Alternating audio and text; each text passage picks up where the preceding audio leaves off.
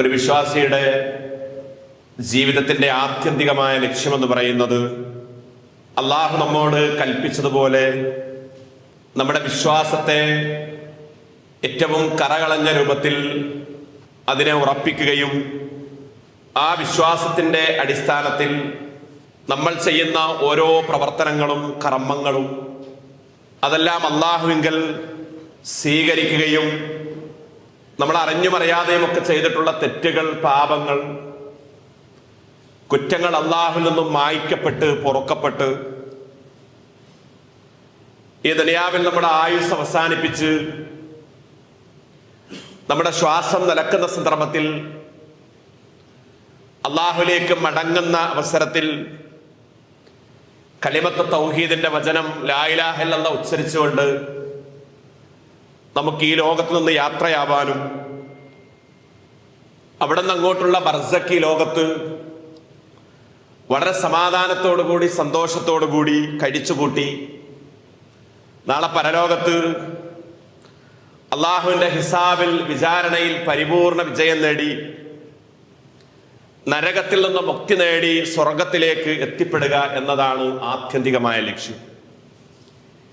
ഈ ലക്ഷ്യത്തിൽ എത്തി അത് പൂർത്തീകരിക്കുവാനും അതിൻ്റെ സാക്ഷാത്കാരത്തിനും വേണ്ടിയുള്ള അവസരമാണ് യഥാർത്ഥത്തിൽ അള്ളാഹു നമ്മുടെ മുമ്പിൽ ഒരുക്കി തന്നിരിക്കുന്നത്.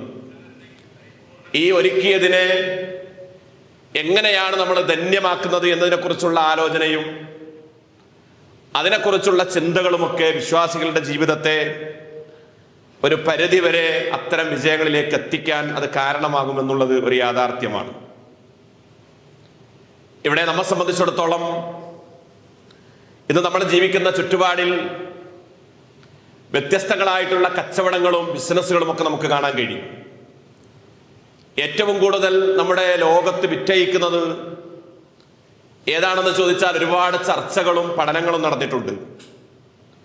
ചില ആളുകൾ പറയുന്നത് പോലെ ഭക്ഷണ പദാർത്ഥങ്ങളാണ് ഏറ്റവും കൂടുതൽ വിറ്റയിച്ചു കൊണ്ടിരിക്കുന്നത്. മറ്റു ചിലർ പറയുന്നു അതല്ല, മരുന്നാണ്, മെഡിസിനാണ്. വേറെ ചിലരുടെ അഭിപ്രായം അനുസരിച്ച് അവർ പറയുന്നത് സൗന്ദര്യ വസ്തുക്കളാണ് ഏറ്റവും കൂടുതൽ ലോകത്ത് വിറ്റുകൊണ്ടിരിക്കുന്നത്. അതോടൊപ്പം തന്നെ മറ്റ് ചിലരുടെ കാഴ്ചപ്പാടുകളിൽ ഏറ്റവും കൂടുതൽ വിറ്റയിച്ചു കൊണ്ടിരിക്കുന്നത് ആയുധങ്ങളും അത്തരത്തിലുള്ള മിസൈലുകളും ബോംബുകളും ഒക്കെയാണ് എന്നുള്ളതാണ്. ഇന്ന് നമ്മൾ ആലോചിക്കുമ്പോൾ മനുഷ്യരെ സംബന്ധിച്ചിടത്തോളം എല്ലാവരുടെയും മുന്നിൽ ഏറ്റവും കൂടുതൽ നിലനിൽക്കുന്നത് ഭയപ്പാടാണ്, പേടിയാണ് മനുഷ്യന്റെ മുമ്പിലുള്ളത്. ഏതെങ്കിലുമൊക്കെ ഒരു വിഷയത്തിൽ അല്ലെങ്കിൽ മറ്റൊരു വിഷയത്തിൽ നമുക്കൊക്കെ ഭയപ്പാടുണ്ട്. നമ്മൾ പലതിലും ഭയപ്പെട്ടുകൊണ്ടിരിക്കുന്നു. നമ്മുടെ ആരോഗ്യത്തെ സംബന്ധിച്ച്, നമ്മുടെ ജോലിയെ സംബന്ധിച്ച്, നമ്മുടെ മക്കളെക്കുറിച്ചുള്ള ആദ്യം അവരെന്താകുമെന്നതിനെ കുറിച്ചുള്ള ഭീതി, ഇങ്ങനെ വ്യത്യസ്തങ്ങളായിട്ടുള്ള ഭയപ്പാടുകൾ ഇവിടെയൊക്കെ നമുക്ക് കാണാൻ കഴിയും. ഇങ്ങനെ മനുഷ്യൻ മുന്നോട്ട് പോയിക്കൊണ്ടിരിക്കുമ്പോൾ നമ്മെ സംബന്ധിച്ചിടത്തോളം അതിൽ നിന്നൊക്കെ രക്ഷ പ്രാപിക്കുവാനും ഏതൊരു ഭയപ്പാടിൽ നിന്നും ഏതൊരു സങ്കടത്തിൽ നിന്നും നമുക്ക് മുക്തി ലഭിക്കുവാനും അതിലേറ്റവും നമുക്ക് ചെയ്യാൻ കഴിയുന്ന ഒന്നായിട്ട് ഇസ്ലാം പഠിപ്പിച്ചത് അള്ളാഹു വിശുദ്ധ ഖുർആനിലൂടെയും പ്രവാചകൻ സല്ലല്ലാഹു അലൈഹി വസല്ലമ അവിടുത്തെ വചനങ്ങളിലൂടെയും ഒക്കെ നമ്മൾ തെര്യപ്പെടുത്തിയ ഒന്നാണ് പ്രാർത്ഥന എന്ന് പറയുന്നത്. ഈ പ്രാർത്ഥന വിശ്വാസികളുടെ ജീവിതത്തിൽ ഏറ്റവും മൂർച്ചയേറിയ ആയുധമാണ്. ഇപ്പൊ ഭൗതിക ലോകത്ത് എല്ലാവരും ഉൽപ്പാദിപ്പിച്ചുകൊണ്ടിരിക്കുന്ന ആയുധങ്ങളെക്കാൾ, അവരെ ഉണ്ടാക്കിക്കൊണ്ടിരിക്കുന്ന മിസൈലുകളെക്കാൾ, ബോംബുകളെക്കാൾ, അതിനേക്കാളൊക്കെ പവർ ഉള്ള ഒന്നാണ് ആത്മീയമായിട്ട് അള്ളാഹു നമുക്ക് പറഞ്ഞു തന്നത് നമ്മൾ നിർവഹിക്കുന്ന പ്രാർത്ഥന. ആ പ്രാർത്ഥന എല്ലാ സന്ദർഭങ്ങളിലും നമ്മുടെ ജീവിതത്തിൽ നിരന്തരമായിട്ടുണ്ടാവണം. നമ്മൾ ചെയ്യുന്ന ഇബാദത്തുകൾ, നമസ്കാരങ്ങൾ, അതിൻ്റെ ആദ്യം മുതൽ അവസാനം വരെ, അതിൻ്റെ തുടക്കം മുതൽ ഒടുക്കം വരെ നമ്മൾ പ്രാർത്ഥനയാണ്. നമ്മൾ തക്ബീർ കെട്ടിയത് മുതൽ സലാം വീട്ടുന്നത് വരെ ഓരോരോ പ്രവർത്തനങ്ങളിലും, അതിൻ്റെ നൃത്തത്തിലും ഇരുത്തത്തിലും അതേപോലെ റുക്കൂയിലും സുജൂദിലും ഒക്കെ നമ്മൾ പ്രാർത്ഥിച്ചു കൊണ്ടിരിക്കുകയാണ്. അതിൻ്റെ അപ്പുറത്ത് വ്യത്യസ്ത സന്ദർഭങ്ങളിൽ ഇസ്ലാം നമ്മളോട് പ്രാർത്ഥിക്കുവാനും ആ പ്രാർത്ഥനയുടെ ഫലം ലോകത്ത് പലപ്പോഴും ഉണ്ടായിട്ടുണ്ട്. നമ്മൾ ആലോചിക്കൂ, നമ്മൾ പ്രാർത്ഥിക്കുന്നത് ആരുടെ മുമ്പിലാണ്? നമ്മൾ നമ്മുടെ ഒരു ദയാഹർജിയായിട്ട് നമ്മുടെ സ്രഷ്ടാവിന്റെ മുമ്പിൽ സമർപ്പിക്കുകയാണ്. നമ്മൾ മറ്റുള്ളവരുടെ മുമ്പിൽ, ഭൗതിക ലോകത്ത് പലരുടെയും മുമ്പിൽ നമ്മൾ ഹർജികൾ പറയാറുണ്ട്.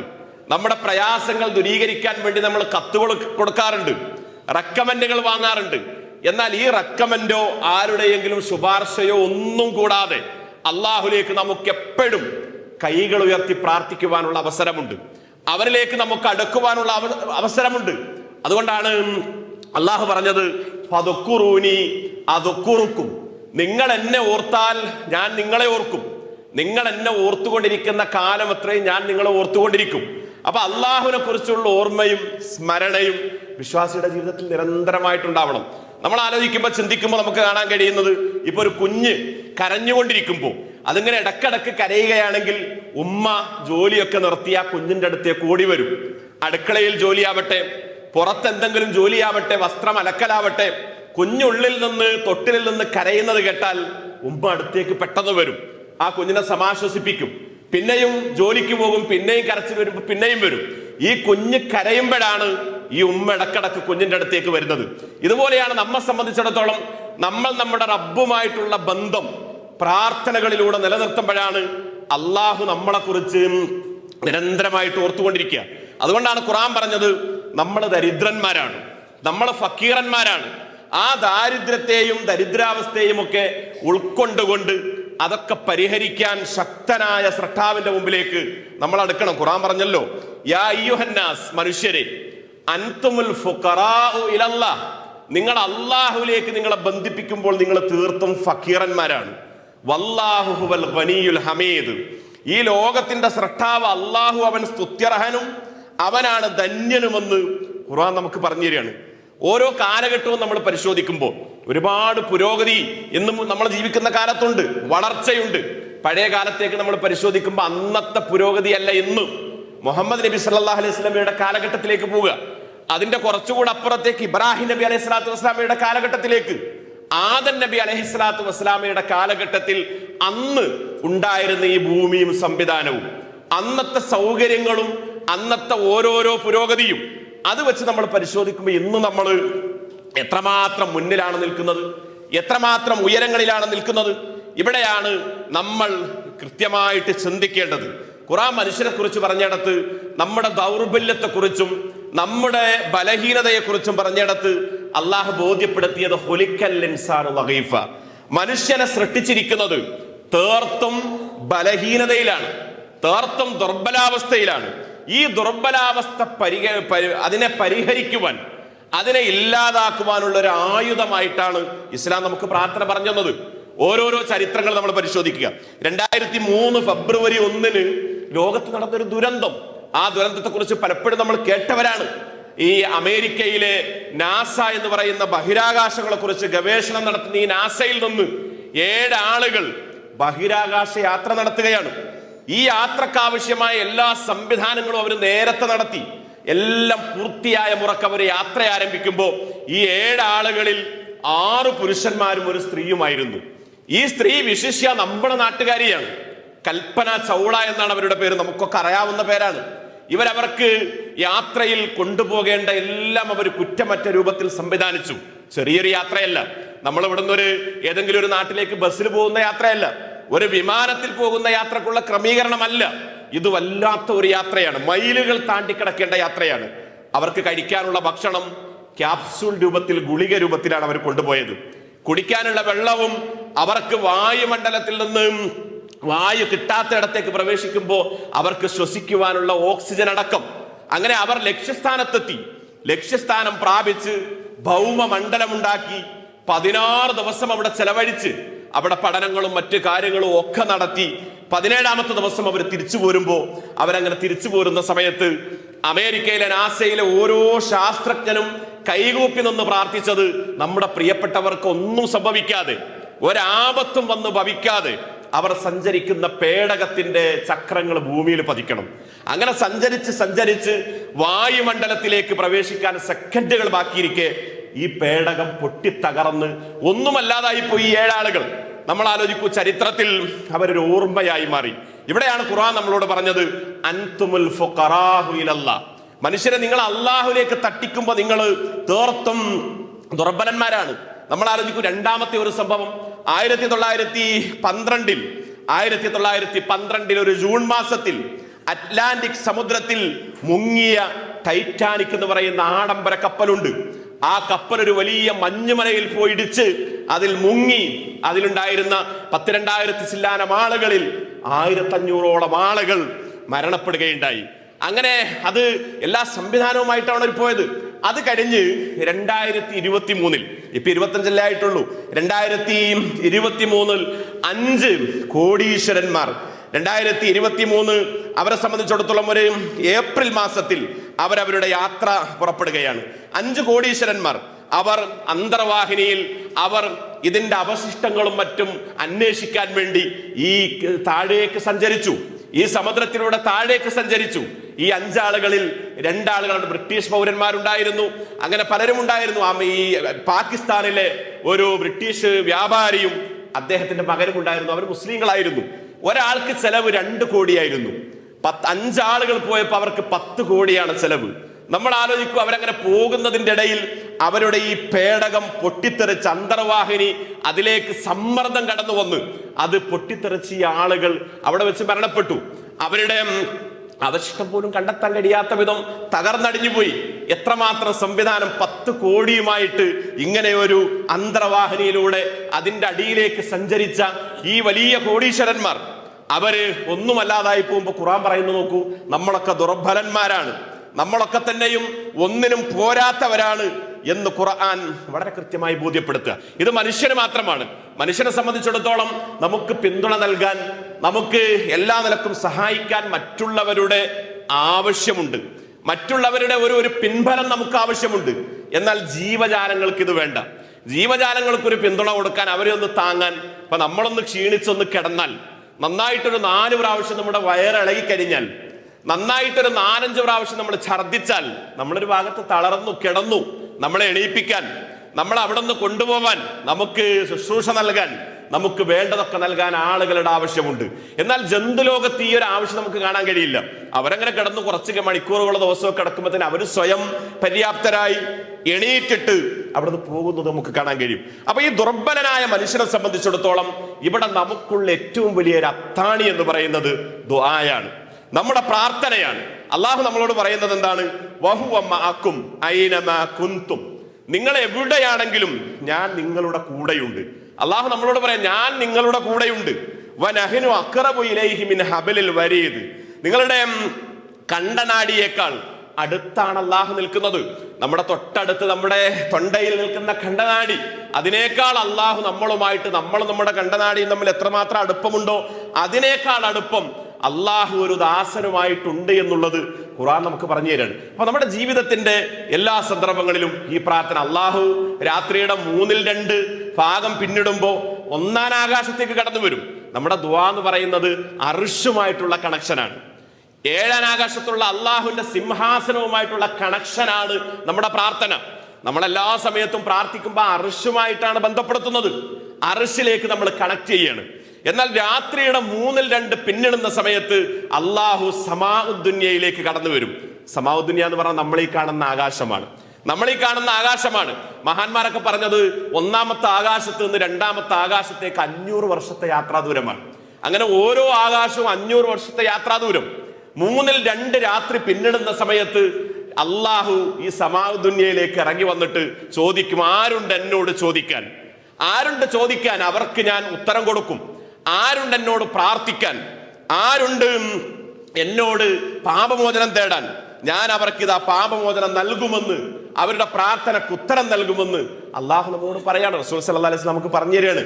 എന്നിട്ട് ഖുർആൻ പറയുന്നു, നിങ്ങളുടെ പ്രാർത്ഥനയില്ലെങ്കിൽ അള്ളാഹു നിങ്ങളെ പരിഗണിക്കുകയില്ല. അള്ളാഹു നമ്മളെ പരിഗണിക്കാനുള്ള ഏറ്റവും വലിയ മാനദണ്ഡം പ്രാർത്ഥനയാണ്. വിശുദ്ധ ഖുർആൻ ഒരായത്തിലൂടെ അള്ളാഹു നമ്മൾ ഓർമ്മപ്പെടുത്തുന്നത്, ഖുൽ, പ്രവാചകരെ, മാ യഅബഉ ബിക്കും റബ്ബി ലൗലാ ദുആഉക്കും, പ്രവാചകരെ പറഞ്ഞു കൊടുക്കണം, മാ യഅബഉ ബിക്കും, എന്ത് പരിഗണന നൽകാനാണ്, എന്ത് പരിഗണനയാണ് നിങ്ങളുടെ റബ്ബ് നൽകുക? റബ്ബി, എന്റെ റബ്ബന്റെ എന്ത് പരിഗണനയാണ് നൽകുക? ലൗലാ ദുആഉക്കും, നിങ്ങളുടെ ദുആ ഇല്ലായിരുന്നെങ്കിൽ, നമ്മുടെ ദുആ ഇല്ലെങ്കിൽ, നമ്മുടെ പ്രാർത്ഥന ഇല്ലെങ്കിൽ അള്ളാഹു നമ്മളെ പരിഗണിക്കുകയില്ല. അള്ളാഹു നമ്മളുമായിട്ടൊരു ബന്ധം. ഇപ്പൊ നമ്മൾ ഒരാൾ വെള്ളത്തിലേക്ക് ഇങ്ങനെ മുങ്ങി എന്ന് വിചാരിക്കാം. വെള്ളത്തിൽ നീന്തുന്നതിൻ്റെ ഇടയിൽ ഒരാൾ ഒരു പുഴയിൽ, ഒരു നദിയിൽ മുങ്ങുന്ന സമയത്ത് ആ കരയിൽ നിന്ന് ആരെങ്കിലും അദ്ദേഹത്തിന് എന്തെങ്കിലും ഒരു പിടിവള്ളി ഇട്ട് കൊടുത്താൽ അയാൾക്ക് അതിൽ പിടിച്ചൊരു പരിധി വരെ രക്ഷപ്പെടാൻ സാധിക്കും. അയാൾക്ക് ഈ ഒരു അപകടത്തിൽ നിന്ന് കരകയറാൻ കഴിയും. അതേ അവസരത്തിൽ ഒരു പിടിവള്ളിയുമില്ല, ആരുമില്ലെങ്കിൽ ആ മനുഷ്യൻ ആ വെള്ളത്തിൽ മുങ്ങി ശ്വാസം മുട്ടി മരിക്കുകയാണ്. അപ്പൊ നമ്മൾ അള്ളാഹുമായിട്ട് പ്രാർത്ഥനയിലൂടെ ബന്ധം നിലനിർത്തിയാൽ നമുക്കൊരു ബുദ്ധിമുട്ട് വരുന്ന സമയത്ത്, നമുക്കൊരു പ്രയാസം വരുന്ന സമയത്ത് അള്ളാഹുവിനോട് ചോദിക്കാതെ തന്നെ അള്ളാഹു നമ്മളെ പരിഗണിക്കുമെന്നാണ് ഈ ആയത്തുകൾ നമ്മളെ തെര്യപ്പെടുത്തുന്നത്. കാരണം റസൂലുള്ളാഹി സ്വല്ലല്ലാഹു അലൈഹി വസല്ലം, പ്രവാചകൻ സല്ലല്ലാഹു അലൈഹി വസല്ലം പറഞ്ഞു, ലൈസ ശൈഉൻ അക്റമു അലല്ലാഹി തആല മിനദ് ദുആ. അള്ളാഹുവിന്റെ അടുത്ത് ദുആയേക്കാൾ ആദരണീയമായ മറ്റൊരു കാര്യമില്ല. അള്ളാഹിന്റെ അടുത്ത് ഏറ്റവും നല്ല കാര്യങ്ങളിൽ ഒന്നായിട്ട് എണ്ണി പറഞ്ഞത് അത് ദുആയാണ്, അത് പ്രാർത്ഥനയാണ്. നമ്മളൊക്കെ പ്രാർത്ഥിക്കാറുണ്ട്. എന്നാലും ഒരു പരിധി വരെ നമ്മുടെ യാത്രയിൽ നമുക്ക് പ്രാർത്ഥിക്കാം. യാത്രക്കാരന്റെ പ്രാർത്ഥനക്ക് ഉത്തരം കിട്ടാനുള്ള സാധ്യതയുണ്ട്. ധാരാളം സന്ദർഭങ്ങൾ പ്രാർത്ഥനക്ക് ഉത്തരം കിട്ടുമെന്ന് റസൂൽ സല്ലല്ലാഹു അലൈഹി വസല്ലം പറഞ്ഞു. ജുമുഅ ദിവസം ഒരു പ്രത്യേക സമയമുണ്ട്, അന്ന് ആ പ്രാർത്ഥന ഒത്തുവന്നാൽ നമ്മൾ ചോദിച്ചതൊക്കെ കിട്ടും. അതേപോലെ തന്നെ ബാങ്കിന്റെയും ഇഖാമത്തിന്റെയും ഇടയിൽ റസൂൽ സല്ലല്ലാഹു അലൈഹി വസല്ലം പറഞ്ഞു, ബാങ്കിന്റെയും ഇഖാമത്തിന്റെയും ഇടയിലുള്ള 10-15 മിനിറ്റ് നിങ്ങൾ അള്ളാഹുവിനോട് പ്രാർത്ഥിച്ചാൽ ആ പ്രാർത്ഥനക്ക് ഉത്തരം കിട്ടാൻ ഏറെ സാധ്യതയുണ്ട്. അപ്പൊ സഹാബത്ത് ചോദിച്ചു, നബിയെ, എങ്കിൽ ആ ഉത്തരം 10-15 മിനിറ്റിനിടയിൽ കിട്ടുമെങ്കിൽ ഞങ്ങൾ എന്താണ് പ്രാർത്ഥിക്കേണ്ടത്? അപ്പൊ പ്രവാചകൻ സല്ലല്ലാഹു അലൈഹി വസല്ലം പറഞ്ഞത്, സലിൽ ആഫിയ, നിങ്ങൾ ആഫിയത്തിനെ ചോദിക്കണം, നിങ്ങൾ ആരോഗ്യത്തെ ചോദിക്കണം. റസൂൽ സല്ലല്ലാഹു അലൈഹി വസല്ലം ഇടക്കിടക്ക് പ്രാർത്ഥിക്കുന്ന പ്രാർത്ഥനയാണ് അല്ലാഹുമ്മ ആഫിനി, പടച്ചവനെ എനിക്ക് നീ ആഫിയത്ത് നൽകണം. നമ്മൾ ആലോചിക്കൂ, നമ്മളിപ്പോ 5-ാം നിലയിലേക്ക് കയറി വന്നു, പള്ളിയിൽ വന്ന് അവിടുന്ന് ലിഫ്റ്റിൽ കയറി, ലിഫ്റ്റ് കയറാതെ കോണി കയറി വന്നവരുണ്ട്. ഇത് ആഫിയത്തുള്ളത് കൊണ്ടാണ്. അതേ അവസരം ഇതുപോലെ വീട്ടിൽ നിന്ന് പുറത്തിറങ്ങാൻ കഴിയാത്ത എത്രയെത്ര ആളുകളുണ്ട് നമ്മുടെയൊക്കെ കൂട്ടത്തിൽ, നമ്മുടെ കുടുംബങ്ങളിൽ, നമ്മുടെ നാട്ടിൽ. നടക്കാൻ കഴിയാത്തവർ, എണീക്കാൻ കഴിയാത്തവർ. ഇവിടെയാണ് നമ്മൾ നിരന്തരമായിട്ട് പറയണം അൽഹംദുലില്ലാ. ഇതൊരു പ്രാർത്ഥനയാണ്. നമ്മുടെ ആഫിയത്ത് തന്ന അള്ളാഹുവിനോട് നമ്മൾ അൽഹംദുലില്ലാ എന്ന് പറയുന്നത്, ആ സ്തുതിവാക്യം ഒരു പ്രാർത്ഥനയാണ്. അപ്പൊ ഈ പ്രാർത്ഥനയുണ്ടെങ്കിൽ അള്ളാഹു നമ്മളെ എല്ലാ സന്ദർഭങ്ങളിലും നമ്മളെ തിരിച്ചിങ്ങോട്ട് ഓർക്കും. ഇല്ലെങ്കിൽ അള്ളാഹു നമ്മളെ പരിഗണിക്കുകയില്ല. ഒരു വലിയ മുതലാളി അദ്ദേഹത്തിന്റെ കെട്ടിടത്തിന്റെ 5-ാമത്തെ നിലയിൽ നിന്ന് അദ്ദേഹം അവിടെ ഇങ്ങനെ നിൽക്കുക. അപ്പൊ താഴെ ഒരു ജോലിക്കാരൻ ഇങ്ങനെ പണിയെടുക്കുന്നുണ്ട്. അദ്ദേഹം ഇങ്ങനെ മുറ്റത്ത് ജോലി എടുക്കുകയാണ്. അപ്പോ ഈ 5-ാം നിലയിൽ നിന്ന് ഉറക്കെ ഈ ജോലിക്കാരനോട് എന്തോ വിളിച്ചു പറയുന്നുണ്ട്. പക്ഷെ എത്ര വിളിച്ചു പറഞ്ഞിട്ടും ഇദ്ദേഹം കേൾക്കുന്നില്ല. ഇദ്ദേഹം കേൾക്കാതെ ഇങ്ങനെ ജോലി ചെയ്തുകൊണ്ടിരിക്കുക. ഇദ്ദേഹം അവിടേക്ക് ശ്രദ്ധിക്കുന്നില്ല, അത് കേൾക്കുന്നില്ല. അദ്ദേഹത്തിന്റെ ജോലിയിൽ ഇങ്ങനെ മുഴുകി. അങ്ങനെ കേൾക്കുന്നില്ലെന്ന് ബോധ്യമായപ്പോ ഈ മുതലാളി തന്റെ പോക്കറ്റിൽ നിന്ന് ഒരു 50 രൂപ 5-ാമത്തെ നിലയിൽ നിന്ന് ഫ്ലോറിൽ നിന്ന് താഴേക്ക് ഇട്ടു. അതിങ്ങനെ അദ്ദേഹം നിൽക്കുന്നതിന്റെ കുറച്ചപ്പുറത്ത് വന്ന് വീണപ്പോൾ അദ്ദേഹം അത് എടുത്തു പോക്കറ്റിലേക്ക് ഇട്ടു. കുറച്ച് കഴിഞ്ഞപ്പോൾ വീണ്ടും അദ്ദേഹം ഉടനെ തന്നെ ഒരു 100 രൂപ നോട്ടിട്ടു. അത് കഴിഞ്ഞപ്പോൾ ഒരു 200ന്റെ നോട്ട്, അത് കഴിഞ്ഞ 500ന്റെ നോട്ടിട്ട്. ഇതൊക്കെ വന്ന് വീണപ്പോൾ അദ്ദേഹം ഇങ്ങനെ എടുത്ത് പോക്കറ്റിലേക്ക് ഇട്ടു. പക്ഷെ എവിടെ നിന്നാണ് ഇത് വരുന്നത് എന്നുള്ള ഈ മുകളിൽ നിന്ന് ആരെങ്കിലും ഇടുന്നതാണോ വീഴുന്നതാണോ എന്നൊന്നും അദ്ദേഹം ശ്രദ്ധിക്കുന്നില്ല. മുകളിലേക്ക് നോക്കുന്നില്ല, ഇതിങ്ങനെ പോക്കറ്റിലിടുന്നു. അങ്ങനെ ഈ മുതലാളി എന്ത് ചെയ്തു, അടുത്ത സ്റ്റേജിൽ ഒരു ചെറിയ മെറ്റൽ കല്ലെടുത്ത് ഈ ജോലിക്കാരന്റെ തലയിലേക്ക് എറിഞ്ഞു. നല്ല വേദനയോടുകൂടി തലയിലേക്ക് വീണപ്പോ വേദന കൊണ്ട് പുളഞ്ഞിട്ട് അദ്ദേഹം മുകളിലേക്ക് നോക്കി. അപ്പോഴാണ് അദ്ദേഹം മുകളിലേക്ക് നോക്കുന്നത്. എന്നിട്ടാണ് അദ്ദേഹം മുകളിലേക്ക് നോക്കി കരയുകയാണ്.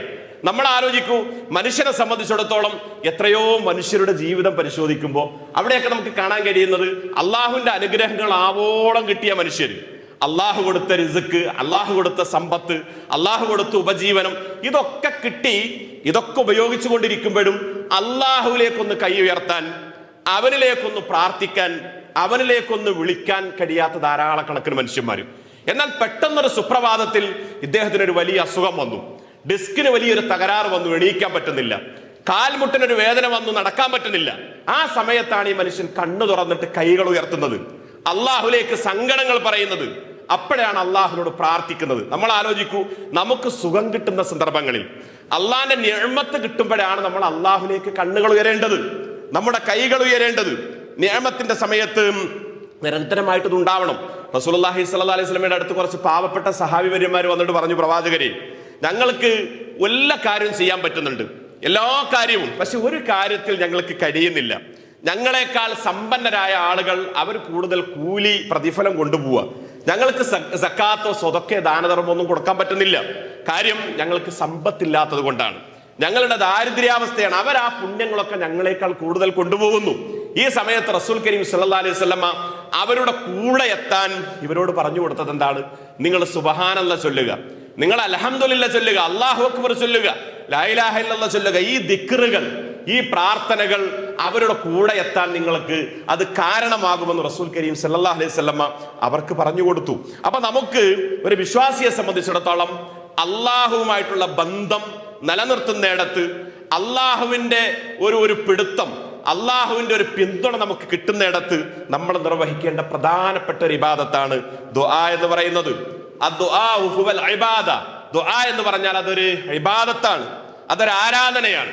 എന്നിട്ട് ഖുർആൻ പറഞ്ഞു, വഖാല റബ്ബുക്കും ഉദ്ഊനി അസ്തജിബു ലക്കും ഇന്നല്ലദീന യസ്തക്ബിറൂന അൻ ഇബാദതി യദ്ഖുലൂന ജഹന്നമ ദാഖിരീൻ.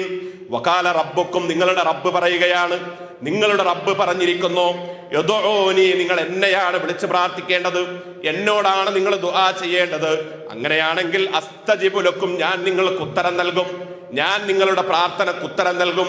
ഇന്നല്ലദീന യസ്തക്ബിറൂന അൻ ഇബാദതി, തീർച്ചയായും എന്നോട് ഇബാദത്ത് ചെയ്യുന്നിടത്ത് ആരെങ്കിലും അഹങ്കാരം നടിക്കുകയാണെങ്കിൽ യദ്ഖുലൂന ജഹന്നമ ദാഖിരീൻ, നിന്ദ്യരായിട്ട് അവർ നരകത്തിൽ പ്രവേശിക്കുക തന്നെ ചെയ്യും.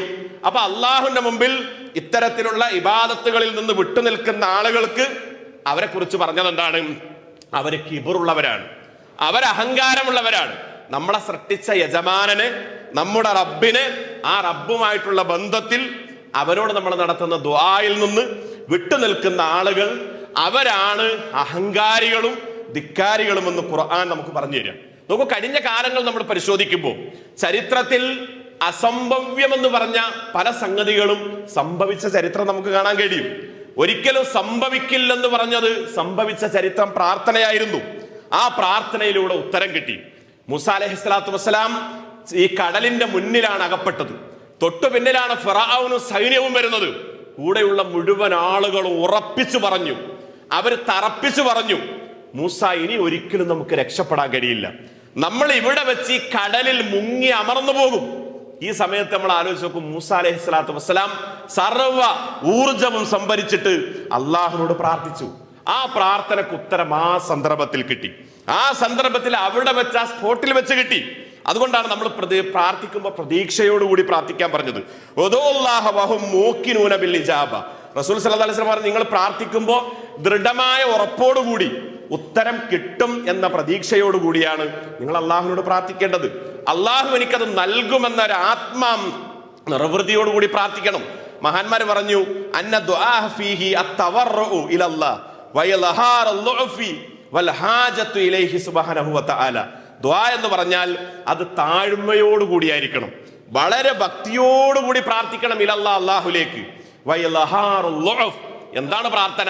നമ്മുടെ ബലഹീനതയും ദുർബലതയും അള്ളാഹുവിന്റെ മുമ്പിൽ വെളിപ്പെടുത്തിക്കൊണ്ട്, അള്ളാഹുവിന്റെ മുമ്പിൽ അവതരിപ്പിച്ചുകൊണ്ട്, വൽഹാജത്തു ഇലൈഹി സുബ്ഹാനഹു വതആല, ഉന്നതനും മഹാനുമായിട്ടുള്ള പരിശുദ്ധനുമായിട്ടുള്ള അള്ളാഹുലേക്ക് എല്ലാ ആവശ്യങ്ങളും പറഞ്ഞുകൊണ്ടായിരിക്കണം നമ്മൾ പ്രാർത്ഥിക്കേണ്ടത്. ഇനി നമ്മൾ ആലോചിച്ച് നോക്കൂ, ചരിത്രത്തിൽ ഉത്തരം കിട്ടിയ ധാരാളക്കണക്കിന് പ്രാർത്ഥനകളുണ്ട്. നബി കരീം സല്ലല്ലാഹു അലൈഹി വസല്ലമയുടെ സഹാബ വനിത ഹൗല ബിൻത് സഅലബ, അവരുടെ ഭർത്താവ് ഔസ് ബിൻ സാമിത്ത് റളിയല്ലാഹു അൻഹു ആയിരുന്നു. ഇവര് വളരെ സ്നേഹത്തിലായിരുന്നു, നന്നായിട്ട് ജീവിക്കുന്നതിന്റെ ഇടയിൽ പെട്ടെന്നൊരു ദേഷ്യം വന്നപ്പോ ഈ ഭർത്താവ് ഔസ് ബിൻ സാമിത്ത് റളിയല്ലാഹു അൻഹു ഹൗലയോട് റളിയല്ലാഹു അൻഹയോട് പറഞ്ഞു, അൻതി അലാക ലഹരി ഉമ്മി, നീ എൻ്റെ ഉമ്മയുടെ മുതുക് പോലെയാണ്. ജാഹിലിയൻ കാലഘട്ടത്തിൽ ഇങ്ങനെ ഒരു വർത്തമാനം ഉണ്ടായിരുന്നു.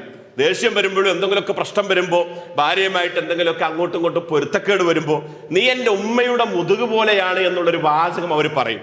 അങ്ങനെ പറഞ്ഞു കഴിഞ്ഞാൽ നീ എൻ്റെ ഉമ്മയെ പോലെയാണ്. അങ്ങനെ പറഞ്ഞാൽ പിന്നെ മറ്റുള്ള ശാരീരിക ബന്ധങ്ങളിൽ അതിൽ നിന്നൊക്കെ വിട്ടു നിൽക്കേണ്ട ഒരു സാഹചര്യമാണ്. ജാഹിലിയ കാലത്തുണ്ടായിരുന്ന ഒരു സമ്പ്രദായമാണ്. അങ്ങനെ പെട്ടെന്നൊരു ദേഷ്യം വന്ന സമയത്ത് ഔസ് ബിൻ സാമിത്ത് റളിയല്ലാഹു അൻഹു ഹൗല ബിൻത് സഅലബയോട് റളിയല്ലാഹു അൻഹയോട് ഈ വിഷയം പറഞ്ഞപ്പോൾ വളരെ സങ്കടമായിപ്പോയി. ഇവര് റസൂൽ സല്ലല്ലാഹു അലൈഹി വസല്ലമയുടെ അടുത്ത് വന്നു. എന്നിട്ട് നബിയോട് ഇങ്ങനെ വേവലാതി പറഞ്ഞു, എൻ്റെ ഭർത്താവും ഞാനും തമ്മിൽ നല്ല ബന്ധമാണ്, നല്ല സ്നേഹബന്ധമാണ്, നല്ല ദാമ്പത്യമാണ്, കുടുംബജീവിതമാണ്. പക്ഷെ അദ്ദേഹം പെട്ടെന്നൊരു പൈശാചിക നിമിഷത്തിൽ ദേഷ്യം പിടിച്ചപ്പോ പറഞ്ഞുപോയി, പ്രവാചകരെ എന്താണ് പരിഹാരം? അപ്പൊ നബി സല്ലല്ലാഹു അലൈഹി വസല്ലം ഒന്നും മിണ്ടുന്നില്ല. പ്രവാചകൻ പറഞ്ഞു, എനിക്കിപ്പോ ഇതിൽ ഇടപെടാൻ കഴിയില്ല, പരിഹാരത്തിന് എനിക്ക് അള്ളാഹുവിന്റെ വഹി കിട്ടണം. ജാഹിലിയത്തിൽ കാലത്തുണ്ടായിരുന്ന ഒരു സമ്പ്രദായമായിരുന്നു, നീ എൻ്റെ ഉമ്മയുടെ മുതുക് പോലെയാണെന്ന് പറഞ്ഞാൽ പിന്നെ അവരുമായിട്ടുള്ള അത്തരം ബന്ധങ്ങളൊക്കെ മാറ്റി നിർത്തുക എന്നത് ജാഹലിയൻ സംസ്കാരമായിരുന്നു. റസൂൽ സല്ലല്ലാഹു അലൈഹി വസല്ലം പറഞ്ഞു, എനിക്ക് വഹി കിട്ടിയെങ്കിലേ പറയാൻ കഴിയൂ. ആയിഷ റളിയല്ലാഹു അൻഹ പറയാണ്, ഈ സന്ദർഭത്തിൽ അവര് ആയിഷ ബിബിയുടെ റളിയല്ലാഹുവിന്റെ വീട്ടിൽ നബി ഇരിക്കുമ്പോഴാണ് ഈ വിഷയമായി വരുന്നത്. ആ സന്ദർഭത്തിൽ അവർ ഈ ഹൗല റളിയല്ലാഹു അൻഹ പെട്ടെന്ന് വുളുവെടുത്ത് കഅബയിലേക്ക് തിരിഞ്ഞു നിന്നിട്ട് അവർ ആവലാതി പ്രാർത്ഥിച്ചു. എന്താണ് അവർ പ്രാർത്ഥിച്ചത്? അല്ലാഹുമ്മ ഇന്നി അഷ്കു ഇലൈക്, അല്ലാഹുവേ ഞാൻ എൻ്റെ പ്രയാസം പറയുകയാണ്. എൻ്റെ ഭർത്താവുമായിട്ടുള്ള ബന്ധം ഒരിക്കലും എനിക്ക് മാറ്റി നിർത്താൻ കഴിയില്ല. അതുകൊണ്ട് ഇതിനൊരു പരിഹാരം പറയണം, പോസിറ്റീവായിട്ട് അനുകൂലമായിട്ടൊരു പരിഹാരം പറയണം. ഉടനെ അള്ളാഹുവിന്റെ ആയത്തിറങ്ങി. അധികം താമസിക്കുന്നതിന് മുമ്പ് തന്നെ ആയത്തിറങ്ങി. നമ്മൾ ആലോചിക്കും, പെട്ടെന്നാണ് പ്രാർത്ഥനക്ക് ഉത്തരം കിട്ടിയത്. ഖദ് സമിഅ അല്ലാഹു ഖൗലല്ലതി തുജാദിലുക ഫീ സൗജിഹാ. നമുക്കറിയാം സൂറത്തുൽ മുജാദല, ഒരു അധ്യായത്തിന്റെ പേരാണത്. ആ അധ്യായം, ആ മുജാദല എന്ന് പറഞ്ഞാൽ തർക്കിക്കുക എന്നാണ്. ആ തർക്കിക്കുന്നവൾ എന്ന് പറഞ്ഞാൽ റസൂൽ സല്ലല്ലാഹു അലൈഹി വസല്ലമയുടെ അടുത്ത് വന്ന് തന്റെ ഭർത്താവിന്റെ വിഷയത്തിൽ തർക്കിച്ച അവരുടെ വാക്ക്, ആ തർക്കം അള്ളാഹു കേട്ടിരിക്കുന്നു. എന്നിട്ട് അതിന്റെ പരിഹാരം എന്ന ആയത്തിന്റെ അപ്പുറത്ത് വിശദീകരിച്ചു കൊടുക്കുകയാണ്. അതിലേക്ക് ഞാൻ വരുന്നില്ല. പ്രാർത്ഥനക്കപ്പം തന്നെ ഉത്തരം കിട്ടി. രണ്ടാമത്തെ ഒരു സംഭവം, അബൂ സലമ റളിയല്ലാഹു അൻഹുവും ഉമ്മു സലമ റളിയല്ലാഹു അൻഹയും, അവര് ഭാര്യയും ഭർത്താവുമാണ്. അവര് മദീനയിലേക്ക് ഹിജ്റ പോകുന്ന സന്ദർഭത്തിൽ, മദീനയിലേക്ക് ഹിജ്റ പോകുമ്പോൾ ഇവർ രണ്ടുപേരും അവരുടെ കുഞ്ഞുമായിട്ട് സലമയുമായിട്ട് ഹിജ്റ പോകാൻ വേണ്ടി പുറപ്പെട്ടു. അവരുടെ മക്കയിൽ നിന്ന് കുറച്ച് ദൂരം എത്തുമ്പോൾ എവിടെ വെച്ച് ഈ രണ്ട് കുടുംബത്തിന്റെയും, അബൂസലമയുടെയും ഉമ്മുസലമയുടെയും ഗോത്രക്കാര് വന്നു. എന്നിട്ട് അബൂസലമയുടെ ഗോത്രക്കാര് അവരുടെ കയ്യിൽ നിന്ന് ഈ സലമ എന്ന കുഞ്ഞിനെ പിടിച്ചിട്ട് പറഞ്ഞു, ഞങ്ങളുടെ കുട്ടിയെ കൊണ്ടുപോകാൻ പാടില്ല. ആദ്യം സംഭവിച്ചത് ഉമ്മുസലമയുടെ ഗോത്രക്കാര് ഉമ്മുസലമയെ പിടിച്ചു വെച്ചിട്ട് റളിയല്ലാഹുവിനെ പിടിച്ചു വെച്ചിട്ട് പറഞ്ഞു അബൂസലമയോട്, ഞങ്ങളുടെ പെണ്ണിനെയും കൊണ്ട്, ഞങ്ങളുടെ കുട്ടിയെയും കൊണ്ട്, ഞങ്ങളുടെ സഹോദരിയെയും കൊണ്ട് മക്ക വിട്ട് മദീനത്തേക്ക് പോകാൻ ഞങ്ങൾ സമ്മതിക്കുകയില്ല. അബൂസലമയുടെ മുമ്പിൽ റളിയല്ലാഹുവിന്റെ മുമ്പിൽ ഇത് പറയാം. ഈ സമയത്ത് അബൂസലമ റളിയല്ലാഹു അൻഹുവിന്റെ കുടുംബക്കാരായിട്ടുള്ള ഗോത്രക്കാര് അവരുടെ കുഞ്ഞിനെ പിടിച്ചു വാങ്ങി. ഈ കുഞ്ഞിനെ നിങ്ങൾക്ക് തരില്ല. അങ്ങനെ ചരിത്രത്തിൽ കാണാൻ കഴിയും, അബൂസലമ റളിയല്ലാഹു അൻഹു മദീനത്തേക്ക് ഹിജ്റ പോവാൻ ഒറ്റക്ക് ഹിജ്റ പോയി. ഉമ്മുസലമ റളിയല്ലാഹു അൻഹയെ അവരുടെ ഗോത്രക്കാർ കൊണ്ടുപോയി. ഇവരുടെ കുട്ടിയെ അബൂസലമ റളിയല്ലാഹു അൻഹുവിന്റെ ഗോത്രക്കാരും കൊണ്ടുപോയി. അങ്ങനെ അബൂസലമ റളിയല്ലാഹു അൻഹു മദീനയിൽ പോയിട്ട് സങ്കടത്തോടു കൂടി ജീവിക്കുന്നു. ഉമ്മുസലമ റളിയല്ലാഹു അൻഹയുടെ കുഞ്ഞിനെ പോലും കാണാൻ പറ്റാത്ത അവസ്ഥയിൽ അവരുടെ കുടുംബത്തിൽ ജീവിക്കുന്നു. വല്ലാത്തൊരു പരീക്ഷണമായിരുന്നു അത്. അങ്ങനെ അവസാനം ഇവർ കരഞ്ഞ് ഉമ്മുസലമ റളിയല്ലാഹു അൻഹ ഒരു വർഷത്തോളം കരഞ്ഞിരുന്നു. അവസാനം ചില ആളുകൾ ഇടപെട്ട് അവരെയും കുഞ്ഞിനെയും മദീനത്തേക്ക് എത്തിക്കുകയാണ്. അങ്ങനെ മദീനയിൽ വന്നു. നമുക്കറിയാം ഹിജ്റയുടെ ചരിത്രത്തിൽ ഹിജ്റ 3-ാം വർഷമോ മറ്റോ നടന്ന ഉഹുദ് യുദ്ധത്തിൽ അബൂസലമ റളിയല്ലാഹു അൻഹുവിന് ശക്തമായ പരിക്ക് പറ്റി. ആ പരിക്ക് പറ്റി കുറെ കിടന്ന അദ്ദേഹം മരണപ്പെടുകയാണ്. അങ്ങനെ ഒരു ദിവസം ഇവർ പരസ്പരം, അദ്ദേഹം രോഗാവസ്ഥയിൽ ഇങ്ങനെ ഈ പരിക്കൊക്കെ പറ്റി കിടക്കുന്ന സമയത്ത് അവർ പരസ്പരം സൗഹൃദപരമായിട്ട് പറഞ്ഞു.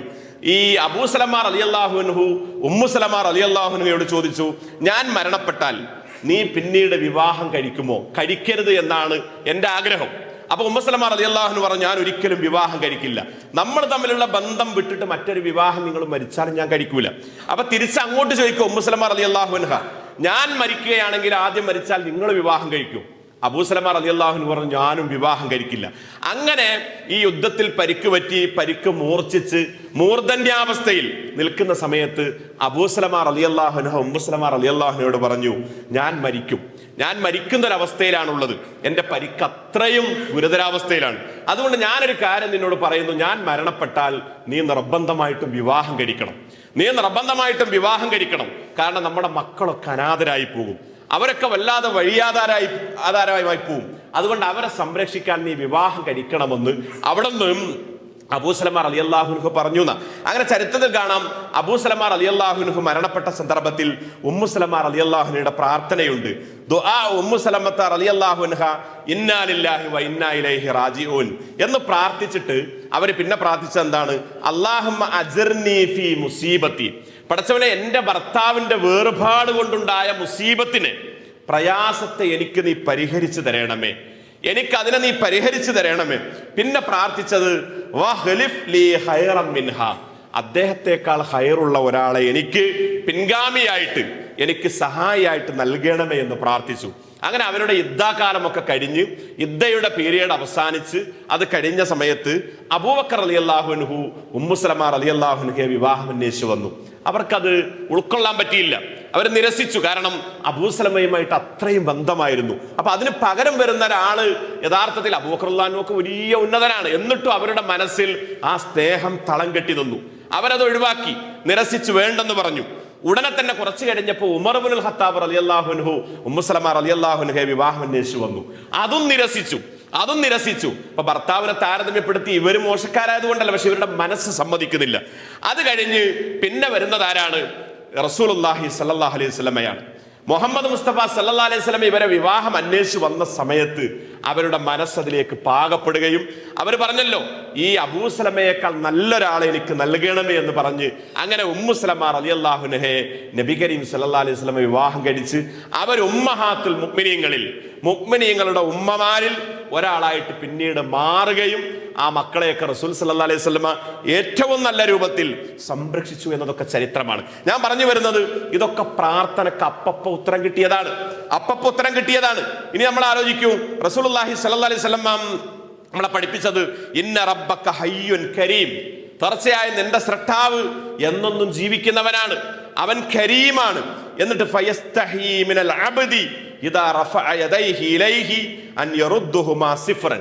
ഒരടിമ തന്റെ സ്രഷ്ടാവിലേക്ക് പ്രാർത്ഥിച്ചുകൊണ്ട് കൈ ഉയർത്തിയാൽ ആ കൈകൾ വെറുതെ മടക്കി വിടുന്ന വിഷയത്തിൽ അള്ളാഹു ലജ്ജിക്കുന്നു എന്ന് പറഞ്ഞാൽ ഒരു പരിധി വരെ നമ്മുടെ പ്രാർത്ഥനക്ക് ഉത്തരം കിട്ടും. അതുകൊണ്ടാണ് വിശുദ്ധ ഖുർആൻ വേറൊരു ഭാഗത്ത് പറഞ്ഞത്, വഇദാ സഅലക ഇബാദി അന്നി ഫഇന്നി ഖരീബുൻ ഉജീബു ദഅവത്തദ് ദാഇ ഇദാ ദആനി ഫല്യസ്തജീബൂ ലി വൽയുമിനൂ ബി ലഅല്ലഹും യർഷദൂൻ. പ്രവാചകരെ, നിന്നോട് എന്നെപ്പറ്റി എന്റെ ദാസന്മാർ ചോദിച്ചാൽ, എന്നെപ്പറ്റി നിന്റെ അടിയാറുകൾ ചോദിക്കുകയാണെങ്കിൽ അവരോട് പറയേണ്ടത് ഫഇന്നി ഖരീബുൻ, ഞാൻ ഏറ്റവും അവരോട് അടുത്ത് നിൽക്കുന്നവനാണ്.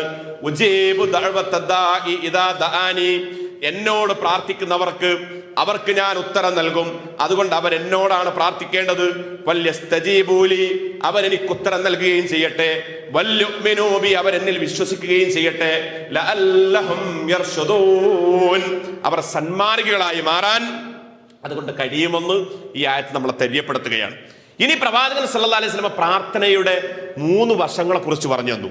പ്രാർത്ഥനയ്ക്ക് 3 കാര്യങ്ങളുണ്ട്. ഒന്ന്, നിങ്ങൾ പ്രാർത്ഥിക്കുമ്പോൾ ആ പ്രാർത്ഥനക്ക് ഉത്തരം ലഭിക്കും. രണ്ടാമത്തേത്, നിങ്ങൾക്ക് ഉത്തരം കിട്ടിയില്ല എന്ന് വിചാരിക്കുക. ഇപ്പൊ പല ആളുകളുടെയും പരാതി എന്താണെന്ന് ചോദിച്ചാൽ, പ്രാർത്ഥിക്കുന്നു പക്ഷെ പ്രാർത്ഥനക്ക് ഉത്തരം കിട്ടുന്നില്ല. എത്ര പ്രാർത്ഥിച്ചിട്ടും ഉത്തരം കിട്ടുന്നില്ല എന്ന പരിഭവം പല ആളുകളും ഇങ്ങനെ പറഞ്ഞുകൊണ്ടിരിക്കുന്നത് നമുക്ക് കാണാൻ കഴിയും. എന്നാൽ പ്രാർത്ഥനയെ കുറിച്ച് പ്രവാചകൻ സല്ലല്ലാഹു അലൈഹി വസല്ലം നമുക്ക് വിശദീകരിച്ചത് 3 വശങ്ങളുണ്ട് അതിന്. ഒന്നുകിൽ നമ്മൾ പ്രാർത്ഥിച്ചാൽ ഉത്തരം ഉടനെ കിട്ടും, ഇല്ലെങ്കിൽ പ്രാർത്ഥിച്ച് ഉത്തരം കിട്ടുന്നില്ലെങ്കിൽ നമ്മുടെ പല പരീക്ഷണങ്ങളും അള്ളാഹു അതുവഴി നീക്കും. നമുക്ക് വലിയ അപകടങ്ങളില്ലാതെ, മാരകമായ അസുഖങ്ങളില്ലാതെ, നമുക്ക് ബുദ്ധിമുട്ടുകളില്ലാതെ, സാമ്പത്തിക പ്രയാസങ്ങളില്ലാതെ അവിടെയൊക്കെ നമുക്കൊരു സംരക്ഷണം കിട്ടുന്നത് നമ്മൾ പ്രാർത്ഥിച്ചതിന്റെ ഫലമായിട്ടായിരിക്കും. വലിയൊരു അപകടത്തിൽ നിന്ന് നമുക്ക് രക്ഷ കിട്ടിയത് നമ്മൾ പ്രാർത്ഥിച്ചതിന്റെ ഫലമായിരിക്കും. ചിലപ്പോൾ നമ്മൾ അള്ളാഹുവിനോട് നല്ല മക്കളെ ചോദിച്ചാൽ അത് കിട്ടുന്നു, സമ്പത്ത് ചോദിച്ചാൽ, ജോലി ചോദിച്ചാൽ അതൊക്കെ കിട്ടുന്നു. ചില ആളുകൾക്ക് അത് കിട്ടാതെ പോകുന്നു. അപ്പൊ കിട്ടാത്തവരെ സംബന്ധിച്ചിടത്തോളം അവർക്ക് അള്ളാഹു മറ്റുള്ള പരീക്ഷണങ്ങൾ, മാരകമായ രോഗങ്ങളെ പോലെ, അപകടങ്ങളെ പോലെ, ഇങ്ങനെയുള്ള വിഷയങ്ങളിൽ നിന്നൊക്കെ അവർക്ക് അള്ളാഹു സംരക്ഷണം കൊടുക്കും. ഇനി പ്രവാചകൻ സല്ലല്ലാഹു അലൈഹി വസല്ലം 3-ാമത്തേത് പറഞ്ഞത്, ഒന്നുകിൽ ഉത്തരം കിട്ടും, അല്ലെങ്കിൽ രണ്ടാമതായിട്ട് നമ്മുടെ പല അപകടങ്ങളിൽ നിന്നും രോഗങ്ങളിൽ നിന്നൊക്കെ അള്ളാഹുവിന്റെ രക്ഷ കിട്ടും. ഇനി ഇത് രണ്ടും ഇല്ല എന്ന് വിചാരിക്കാം. 3-ാമത് റസൂൽ സല്ലല്ലാഹു അലൈഹി വസല്ലം പറഞ്ഞത്, നാളെ പരലോകത്ത് വലിയ ഒരു നിധിയായിട്ട് നമ്മൾ ഈ പ്രാർത്ഥിക്കുന്നതൊക്കെ മല പോലെ നിധിയായി, കൂമ്പാരമായിട്ട് അള്ളാഹു നമുക്ക് നൽകുന്നതാണ്. ഇനി നമ്മൾ ഇതിന്റെ ഒരു മറുവശം നോക്കേണ്ട എന്താണ്? ചിലപ്പോൾ ചില ആളുകൾ അവർ പ്രാർത്ഥിച്ചിട്ട് എന്തുകൊണ്ടാണ് അവർക്ക് ഉത്തരം കൊടുക്കാത്തത്? അപ്പൊ ചില ആളുകൾക്ക് അള്ളാഹു ചോദിക്കുന്നത് അപ്പ കൊടുത്താൽ അതുകൊണ്ട് വലിയ അപകടം സംഭവിക്കാനുള്ള സാധ്യതയുണ്ട്. ചില ആളുകൾ അതുവഴി വഴി തെറ്റാനുള്ള സാധ്യതയുണ്ട്. അതുകൊണ്ട് ചിലപ്പോൾ അള്ളാഹു കൊടുക്കാതിരിക്കുകയും ചെയ്യും. ഇപ്പൊ ഒരാൾ സാമ്പത്തികമായിട്ട് അള്ളാഹുവിനോട് ഇങ്ങനെ ചോദിക്കുക, അപ്പൊ ആ സാമ്പത്തികമായി കൊടുത്താൽ അയാൾ ചിലപ്പോൾ അതുകൊണ്ട് ഹറാമായ കാര്യങ്ങൾ ചിലപ്പോൾ ചെയ്യുമെന്നുള്ളത് അള്ളാഹുവിന് കൃത്യമായിട്ട് അറിയാം. അപ്പൊ അത് അറിയുന്ന അള്ളാഹു അങ്ങനെ അത് മനസ്സിലാക്കിയിട്ട് കൊടുക്കാതിരിക്കുന്നു. അപ്പൊ ഇതാണ് പ്രാർത്ഥനയുടെ 3 കാര്യങ്ങൾ. ഇനി നമ്മൾ ചിന്തിക്കുമ്പോൾ നബി കരീം സല്ലല്ലാഹു അലൈഹി വസല്ലം പറഞ്ഞു വലാ യറുദ്ദുൽ ഖലാഅ ഇല്ല ദുആ. നമ്മുടെ പ്രാർത്ഥന കൊണ്ട് നമ്മുടെ വിധികളെ വരെ മാറ്റിമറിക്കാൻ കഴിയും. അള്ളാഹു തീരുമാനിച്ചൊരു വിധിയെ പോലും ഈ പ്രാർത്ഥന വഴി മാറ്റിമറിക്കാൻ സാധിക്കുമെന്നുള്ളത് റസൂലുള്ളാഹി സ്വല്ലല്ലാഹു അലൈഹി വസല്ലമയുടെ ഒരു വാക്യമാണ്. പ്രവാചകന്മാരെയൊക്കെ നമ്മൾ പരിശോധിക്കുമ്പോൾ ഇബ്രാഹിം നബി അലൈഹി സ്വലാത്തു വസ്സലാമയുടെ പ്രാർത്ഥന നമ്മൾ പരിശോധിച്ച് നോക്കൂ. 80 വയസ്സായി, 80 വയസ്സ് പിന്നിട്ടു, ജീവിതത്തിൽ ഇന്ന് വരെ ഒരു കുഞ്ഞുണ്ടായിട്ടില്ല. ഏതൊരാളും ആഗ്രഹിക്കുന്ന കാര്യമാണ്. പക്ഷെ ഇബ്രാഹിം നബി അലൈഹി സ്വലാത്തു വസ്സലാം നിരാശനായില്ല. ഒരിക്കലും അദ്ദേഹത്തിന് നിരാശ ഉണ്ടായില്ല. ഇബ്രാഹിം നബി അലൈഹി സ്വലാത്തു വസ്സലാം അള്ളാഹുവിനോട് ദുആ ചെയ്തത് എന്താണ്? റബ്ബി ഹബിലി മിനസ് സ്വാലിഹീൻ.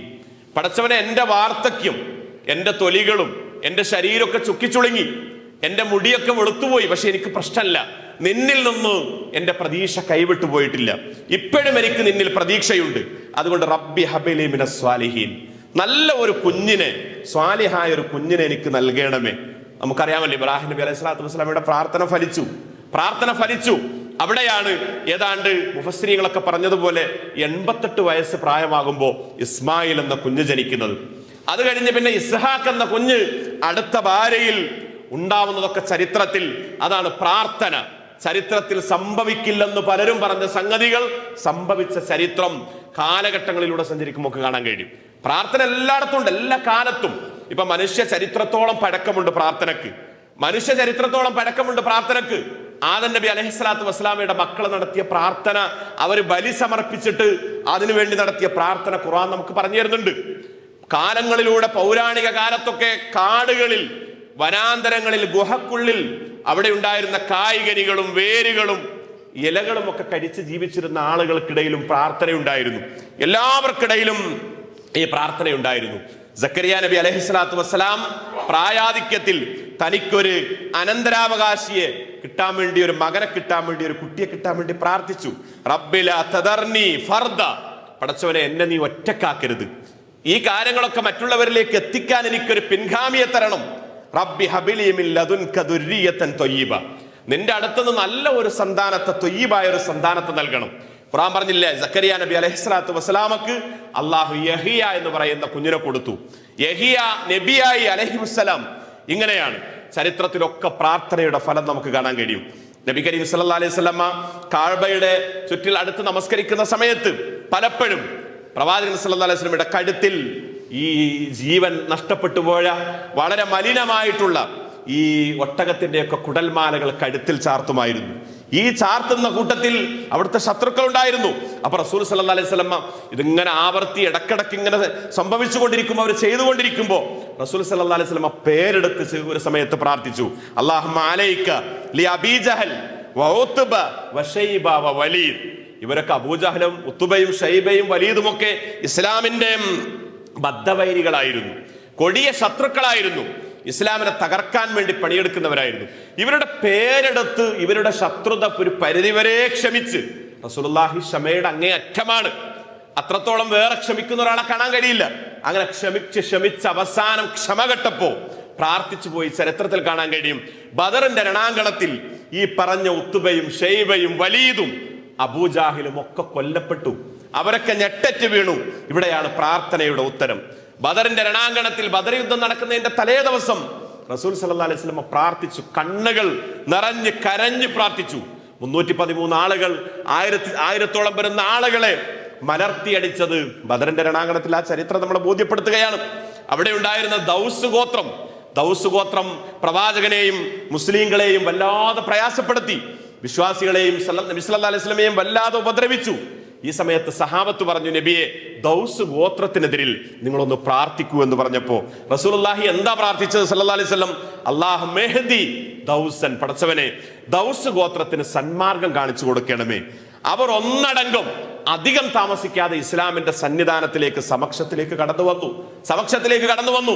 ത്വായിഫുകാർ നബി സല്ലല്ലാഹു അലൈഹി വസല്ലമയെ കല്ലെടുത്തെറിഞ്ഞ് ആട്ടി ഓടിക്കുന്ന സമയത്ത്, കാല് ഏറുകൊണ്ട് പൊട്ടി രക്തം വന്ന സമയത്ത്, അവിടെ വിശ്രമിക്കുമ്പോ, അദ്ദാസിന്റെ തോട്ടത്തിൽ വിശ്രമിക്കുമ്പോ അവിടെ മലക്ക് വന്നിട്ട് പറഞ്ഞു, ഈ പർവ്വതം അവർക്ക് നേരെ മറച്ചിട്ട് അവരെ നശിപ്പിക്കാനുള്ള ആജ്ഞയുമായിട്ടാണ് ഞാൻ വന്നത്. നിങ്ങളൊന്ന് എസ് പറഞ്ഞാൽ മതി, നബിയെ നിങ്ങളൊന്ന് അതേ എന്ന് പറഞ്ഞാൽ മതി. എന്താ റസൂൽ സല്ലല്ലാഹു അലൈഹി വസല്ലം പറഞ്ഞത്? അവരെ വിവരമില്ലാത്തവരാണ്. അള്ളാഹു അവർക്ക് വിവരം നൽകട്ടെ, അവർക്ക് മാർഗദർശനം തുറന്നു കൊടുക്കട്ടെ. അധികം താമസിയാതെ ഏതാനും മാസങ്ങൾ പിന്നിട്ടപ്പത്തേന് ഈ നബിയെ ആട്ടിയോടിച്ച് ഉപദ്രവിച്ച ത്വായിഫിലെ സഖീഫ് ഗോത്രം എന്ന് പറഞ്ഞാൽ ഖുറൈശികൾ കഴിഞ്ഞാൽ പിന്നെ ഏറ്റവും ശക്തരായി നിലനിന്നിരുന്നത് അവിടെ അറേബ്യയിൽ അത് സഖീഫ് ഗോത്രമായിരുന്നു. ഈ സഖീഫ് ഗോത്രക്കാര് ഇസ്ലാമിന്റെ സന്നിധാനത്തിലേക്ക് കടന്നു വന്നു. ഞാൻ പറഞ്ഞു വരുന്നത്, പ്രാർത്ഥനയ്ക്ക് ചരിത്രങ്ങളിലൂടെയൊക്കെ പരിശോധിക്കുമ്പോൾ അവിടെയൊക്കെ ഉത്തരം കിട്ടിയ ചരിത്രമുണ്ട്, ഉത്തരം കിട്ടിയ പാരമ്പര്യമുണ്ട്. പക്ഷെ നമ്മുടെ ജീവിതത്തിൽ നമ്മൾ എത്രത്തോളം പ്രാർത്ഥന നിലനിർത്തുന്നു എന്നതിനെ കുറിച്ചുള്ള ചോദ്യമാണ്. നമ്മളൊക്കെ പ്രാർത്ഥിക്കുന്നവരാണ്, നിരന്തരം പ്രാർത്ഥിക്കുന്നു. പക്ഷേ ഏതേത് സമയമുണ്ടോ പ്രാർത്ഥനയ്ക്ക് ഉത്തരം കിട്ടുന്ന സമയങ്ങളൊക്കെ നമ്മൾ അള്ളാഹുവിനോട് പ്രാർത്ഥിക്കണം. യാത്രക്കാരുടെ പ്രാർത്ഥന ഏറ്റവും ഉത്തരം കിട്ടാൻ സാധ്യതയുണ്ടെന്ന് റസൂൽ സല്ലല്ലാഹു അലൈഹി വസല്ലം പറഞ്ഞു. ആക്രമിക്കപ്പെട്ടവന്റെ പ്രാർത്ഥനയ്ക്ക് ഉത്തരം കിട്ടാൻ സാധ്യതയുണ്ട്. അതേപോലെ തന്നെ നോമ്പുകാരന്റെ പ്രാർത്ഥന. ഇങ്ങനെ വ്യത്യസ്ത സമയങ്ങളിലും സന്ദർഭങ്ങളിലും രാത്രിയുടെ അന്ത്യയാമങ്ങളിലൊക്കെ എല്ലാവരും നിദ്രയിലാണ്ട് കിടന്നുറങ്ങുന്ന സമയത്ത് എണീറ്റ്, ഞാൻ നേരത്തെ പറഞ്ഞതുപോലെ സമാ ദുനിയയിലേക്ക് അള്ളാഹ് ഇറങ്ങി വരുന്ന സമയത്ത് നമുക്കൊന്ന് എണീറ്റ് ഒന്നുവെടുത്ത് അല്പം നമസ്കരിച്ച്, ഒന്ന് തഹജ്ജുദ് ഖിയാമുൽ ലൈൽ നമസ്കരിച്ച് കൈകൾ അള്ളാഹുവിനോട് പ്രാർത്ഥിക്കുമ്പോൾ ആ പ്രാർത്ഥനയ്ക്ക് ഉത്തരം കിട്ടാൻ ഏറെ സാധ്യതയുണ്ട്. അപ്പൊ പ്രാർത്ഥന പരമാവധി നമ്മൾ പതിവാക്കണം. എല്ലാ സമയങ്ങളിലും നമുക്ക് കിട്ടിയ ആയുസ് എപ്പോഴാണ് അവസാനിക്കുക എന്നറിയില്ല. ആ കിട്ടിയത് അവസാനിക്കുന്നതിന് മുമ്പ് പ്രാർത്ഥനകൾ കൊണ്ട് നമ്മുടെ ജീവിതത്തെ നമ്മൾ ധന്യമാക്കണം. ഒറ്റ പോയിന്റ് കൂടി ചേർത്ത് പറയുകയാണ്. ഒരു ചരിത്രത്തിൽ ഒരു സംഭവം കാണാൻ കഴിയും. മറ ഇബ്രാഹിം ഇബ്നു അദ്ഹം അസ്സാഹിദുൽ മഅറൂഫ്. ഇബ്രാഹിം ഇബ്നു അദ്ഹം എന്ന് പറയുന്ന സ്വാത്വികനായിട്ടുള്ള പണ്ഡിതൻ, അദ്ദേഹം ഒരു ദിവസം ബസറ അങ്ങാടിയിലേക്ക് വന്നു. അദ്ദേഹം സൂഖുൽ ബസറയിലെ അങ്ങാടിയിലേക്ക് അദ്ദേഹം വന്നു. ഈ സമയത്ത് ഫജ്തമ അലൈഹി നാസ്, ജനങ്ങൾ മുഴുവൻ ഈ സ്വാത്വികനും പണ്ഡിതനുമായ ഈ ഇബ്രാഹിം ഇബ്നു അദ്ഹമിനെ കണ്ട സമയത്ത് എല്ലാവരും അദ്ദേഹത്തിന്റെ ചുറ്റിലും കൂടി. അദ്ദേഹത്തിന്റെ ചുറ്റും കൂടിയിട്ട് അവർ പറയുകയാണ്, യാ അബാ ഇസ്ഹാഖ് മാ ലനാ നദഉ ഫലാ യുസ്തജാബ ലനാ. ഞങ്ങൾ അല്ലാഹുവിനോട് പ്രാർത്ഥിക്കുന്നുണ്ട്, പക്ഷെ ഞങ്ങൾക്ക് ഉത്തരം കിട്ടുന്നില്ല. പലതും ഞങ്ങൾ ചോദിക്കുന്നു, പക്ഷെ ഒന്നിനും ഉത്തരം കിട്ടുന്നില്ല. എന്താണ് ഒരു പരിഹാരം എന്ന് പറഞ്ഞപ്പോ ഇബ്രാഹിം ഇബ്നു അദ്ഹം റഹിമഹുല്ലാഹ് അവർക്ക് പറഞ്ഞു കൊടുത്തത്, ഖാല ലിഅന്ന ഖുലൂബകും മാതത് ബിഅശറതി അഷ്യാഇൻ. നിങ്ങളുടെ ഹൃദയങ്ങളിൽ നിന്ന് 10 കാര്യങ്ങൾ മരിച്ചു പോയിട്ടുണ്ട്. നിങ്ങളുടെ ഹൃദയങ്ങളിൽ നിന്ന് 10 കാര്യങ്ങൾ മരിച്ചു പോയിട്ടുണ്ട്. അതിനെ നിങ്ങൾ പുനർജീവിപ്പിക്കുകയാണെങ്കിൽ നിങ്ങളുടെ പ്രാർത്ഥനയ്ക്ക് ഉത്തരം കിട്ടും.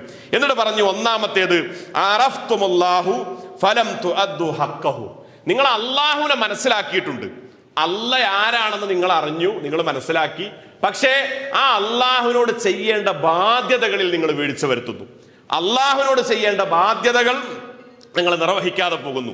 രണ്ടാമത്തേത് വഅദിയതുഹും അന്നകും തുഹിബ്ബൂന റസൂലല്ലാഹി സ്വല്ലല്ലാഹു അലൈഹി വസല്ലം വതറക്തും സുന്നത്തുഹു. നിങ്ങൾ റസൂൽ സല്ലല്ലാഹു അലൈഹി വസല്ലമ നബിയാണ്, ഞങ്ങൾ ആ നബിയെ ഇഷ്ടപ്പെടുന്നു എന്നൊക്കെ നിങ്ങൾ വാദിക്കുന്നു, നിങ്ങൾ പ്രഖ്യാപിക്കുന്നു. പക്ഷേ അതിനനുസരിച്ചുള്ള സുന്നത്തുകളും കാര്യങ്ങളും ഒന്നും നിങ്ങൾ ചെയ്യുന്നില്ല. അതൊക്കെ നിങ്ങൾ ഉപേക്ഷ വരുത്തുന്നു, അതിൽ നിങ്ങൾ വീഴ്ച വരുത്തുന്നു. നബിയെ സ്നേഹിക്കുന്നു സല്ലല്ലാഹു അലൈഹി വസല്ലം എന്നൊക്കെ നിങ്ങൾ പറഞ്ഞിട്ട് സ്നേഹിക്കേണ്ട വിഷയങ്ങളിൽ ഒന്നും നിങ്ങളെ കാണുന്നില്ല. ഇതാണ് നിങ്ങളുടെ ഹൃദയങ്ങളിൽ നിന്ന് മരിച്ച രണ്ടാമത്തെ കാര്യമെന്ന് ഇബ്രാഹിം ഇബ്നു അദ്ഹം അവരോട് പറഞ്ഞതായിട്ട് കാണാൻ കഴിയും. മൂന്നാമത്തെ കാര്യമായിട്ട് പറഞ്ഞത് വഖറഅതുൽ ഖുർആന ഫലം തഅലമു ബിഹി. നിങ്ങൾ ഖുർആൻ അങ്ങനെ ഓതുന്നുണ്ട്, ഖുർആൻ നിങ്ങൾ പാരായണം ചെയ്യുന്നുണ്ട്, പക്ഷെ അതനുസരിച്ച് നിങ്ങൾ പ്രവർത്തിക്കുന്നില്ല. ആ ഖുർആൻ അനുസരിച്ച് നിങ്ങൾ ജീവിതത്തെ പ്രാവർത്തികമാക്കി കൊണ്ടുവരുന്നിടത്ത് നിങ്ങൾ പരാജയപ്പെട്ടു. നാലാമത് നിങ്ങളുടെ മനസ്സിൽ നിന്ന് മരിച്ചുപോയത് വഅകൽതും നിഅമത്തല്ലാഹ് വലം തുഅദ്ദു വശുക്റുഹാ. നിങ്ങൾ അള്ളാഹുവിന്റെ നിഅമത്തൊക്കെ ആവോളം ആസ്വദിക്കുന്നു, അതൊക്കെ നിങ്ങൾ ഭക്ഷിക്കുന്നു, നിങ്ങളുടെ കുടുംബത്തിന് നിങ്ങൾക്കൊക്കെ വേണ്ടി നിങ്ങൾ ഉപയോഗിക്കുന്നു, പക്ഷെ അതിന് പകരമായിട്ട് നിങ്ങൾ ശുക്ർ കാണിക്കുന്നില്ല. അഞ്ചാമത്തേത് വഖുൽതും ഇന്ന ശൈത്താന അദുവ്വുക്കും വവാഫഖ്തുമു. നിങ്ങൾ ശൈത്താൻ അള്ളാഹുവിന്റെ ശത്രുവാണെന്ന് നിങ്ങൾ അംഗീകരിക്കുന്നുണ്ട്, നിങ്ങൾ അത് മനസ്സിലാക്കി. പക്ഷെ നിങ്ങൾ പലപ്പോഴും ആ ശൈത്താന്റെ കൂട്ടുകാരനായി മാറാനാണ് ശ്രമിക്കുന്നത്. ആ അള്ളാഹുവിന്റെ ശത്രുവായ ശൈത്താനിൽ നിന്ന്, ഇബ്ലീസിൽ നിന്ന് നിങ്ങൾ അകന്നു മാറാൻ പരിശ്രമിക്കുന്നില്ലെന്ന് അഞ്ചാമത്തെ കാര്യമായിട്ട് ഇബ്രാഹിം ഇബ്നു അദ്ഹം അവരോട് പറഞ്ഞു. ആറാമത്തെ കാര്യം പറഞ്ഞത് വഖുൽതും ഇന്നന്നാറ ഹഖ്കുൻ വലാ തഹ്റബൂ മിൻഹാ. നരകം സത്യമാണെന്ന് നിങ്ങൾക്ക് ബോധ്യമുണ്ട്, നിങ്ങളത് പറയുകയും ചെയ്യുന്നു, പക്ഷെ അതിൽ നിന്ന് അകലാനും രക്ഷ പ്രാപിക്കുവാനും വേണ്ട പ്രവർത്തനങ്ങൾ നിങ്ങൾ ചെയ്യുന്നില്ല. ഇതാണ് ആറാമത്തേത്. ഏഴാമത്തേത് അദ്ദേഹം പറഞ്ഞത് വഖുൽതും ഇന്നൽ ജന്നത ഹഖ്കുൻ വലം തസ്തഇദ്ദൂ ലഹു. നിങ്ങൾക്ക് സ്വർഗ്ഗം നിങ്ങൾ ഹക്കാണെന്ന്, സത്യമാണെന്ന് നിങ്ങൾ പറയുന്നു, പക്ഷെ അതിനുവേണ്ടി നിങ്ങൾ ഒരുങ്ങുന്നില്ല, അതിനുവേണ്ടി നിങ്ങൾ വേണ്ടത്ര പ്രവർത്തിക്കുന്നില്ല എന്ന് അവരോട് എട്ടാമത്തെ കാര്യമായിട്ട് അവിടുന്ന് പറഞ്ഞു. ഒൻപതാമത്തെ കാര്യമായിട്ട് പറഞ്ഞത് തീർച്ചയായും വഖുൽതും ഇന്നൽ മൗത ഹഖ്കുൻ, മരണം സത്യമാണെന്ന് നിങ്ങൾ പറയുന്നു, മരണം ഒരു യാഥാർത്ഥ്യമാണെന്ന് പറയുന്നു, പക്ഷെ ആ യാഥാർത്ഥ്യമാകുന്ന മരണത്തിന് വേണ്ടി നിങ്ങൾ വേണ്ട രൂപത്തിൽ ഒരുങ്ങുകയോ അതിനുവേണ്ടി നിങ്ങളുടെ ജീവിതത്തിൽ പാതയങ്ങൾ ഒരുക്കുകയോ ചെയ്യുന്നില്ല. പത്താമത്തെ നിങ്ങളുടെ മനസ്സിൽ നിന്ന് മരിച്ചുപോയ കാര്യമായിട്ട് ഇബ്രാഹിം ഇബ്നു അദ്ഹം റഹിമഹുല്ല പറഞ്ഞത് ബദഫൻതും മൗതാക്കും വലൻ തഅ്തബിറൂ ബിഹിം. നിങ്ങൾ ധാരാളം ആളുകളെ കബറടക്കുന്നുണ്ട്. എല്ലാ ദിവസങ്ങളിലും മിക്ക ദിവസങ്ങളിലും മരിച്ച ആളുകളുടെ വാർത്ത നിങ്ങൾ കേൾക്കുന്നു, നിങ്ങൾ വായിക്കുന്നു, പലരെയും നിങ്ങൾ കബറടക്കാൻ വേണ്ടി കൂടെ പോകുന്നു.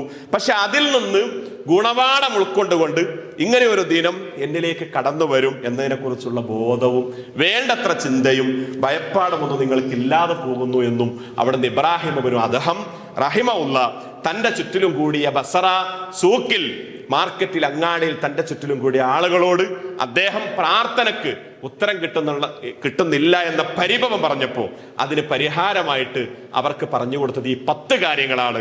നിങ്ങളുടെ ഹൃദയത്തിൽ നിന്ന് അത് മരിച്ചുപോയത് കൊണ്ട് അതിനെ നിങ്ങൾ പുനർജീവിപ്പിക്കണം, നിങ്ങളുടെ ഹൃദയങ്ങളിലേക്ക് നിങ്ങൾ അത് കൊണ്ടുവരണമെന്നാണ് അവിടുന്ന് അദ്ദേഹം അവരോട് പറഞ്ഞത്. പ്രിയപ്പെട്ടവരെ, ഞാൻ അവസാനിപ്പിക്കുകയാണ്. നമ്മുടെ ജീവിതത്തിൽ ഞാൻ പറഞ്ഞു വന്നതിൻ്റെ ചുരുക്കം എന്ന് പറയുന്നത്, പ്രാർത്ഥന എന്ന് പറയുന്നത് നമ്മുടെ ജീവിതത്തിലെ വജ്രായുധമാണ്, മൂർച്ചയുള്ള ആയുധമാണ്. എത്ര വലിയ ആയുധങ്ങളും സംവിധാനങ്ങളും ഒക്കെ ലോകത്തുണ്ടെങ്കിലും എല്ലാ മിസൈലുകളും ബോംബുകളും അതിനെയൊക്കെ മറിച്ചിടാൻ, അതിനെയൊക്കെ പ്രതിരോധിക്കാൻ, ഇല്ലാതാക്കാൻ കഴിയുന്ന ഒന്ന് പ്രാർത്ഥന മാത്രമാണ്.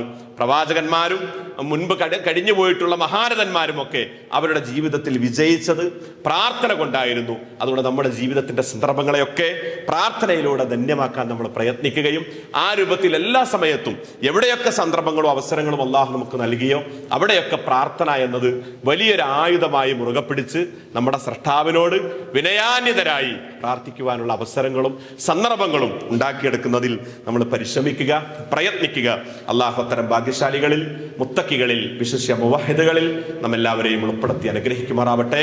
നമ്മുടെ ജീവിതത്തിൽ വന്നിട്ടുള്ള ചെറുതും വലുതുമായ തെറ്റുകുറ്റങ്ങൾ അല്ലാഹു നമുക്ക് എല്ലാവർക്കും പുറത്തു തരുമാറാവട്ടെ. ആരോഗ്യപരമായിട്ട് ബുദ്ധിമുട്ടുന്ന ധാരാളക്കണക്കിന് ആളുകൾ നമ്മുടെ കൂട്ടത്തിൽ, നമ്മുടെ കുടുംബങ്ങളിൽ, നമ്മുടെ പണ്ഡിതന്മാർ, നേതാക്കന്മാർ, പ്രസ്ഥാനത്തിന്റെ മുന്നിൽ നിൽക്കുന്നവർ, ധാരാളക്കണക്കിന് ആളുകൾ എല്ലാവർക്കും അല്ലാഹു ആഫിയത്തും ആരോഗ്യവും നൽകുമാറാവട്ടെ. അല്ലാഹുമ്മ റബ്ബന തഖബ്ബൽ മിന്നാ ഇന്നക അൻതസ് സമീഉൽ അലീം വതുബ് അലൈനാ ഇന്നക അൻതത് തവ്വാബുർ റഹീം. അല്ലാഹുമ്മ ഇശ്ഫി മർളാനാ വമർളൽ മുസ്ലിമീൻ. അല്ലാഹുമ്മ റഹം മൗതാനാ വമൗതൽ മുസ്ലിമീൻ. റബ്ബന അതിനാ ഫിദ് ദുനിയ ഹസന വഫിൽ ആഖിറതി ഹസനത വഖിനാ അദാബന്നാർ. വസല്ലല്ലാഹു അലാ നബീന മുഹമ്മദിൻ വഅലാ ആലിഹി വസഹ്ബിഹി അജ്മഈൻ വൽഹംദുലില്ലാഹി റബ്ബിൽ ആലമീൻ.